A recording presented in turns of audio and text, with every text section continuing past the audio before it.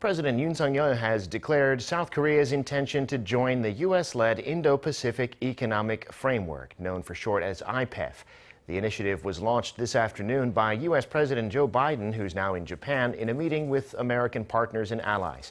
President Yoon took part in the meeting by video link from his office in Seoul. Also in the meeting were the leaders of 12 other countries, including Japan, Australia, and India. The framework is considered a cornerstone of the Biden administration's strategy to counter China's growing influence by bringing its allies and partners closer together on trade, supply chains, and clean energy.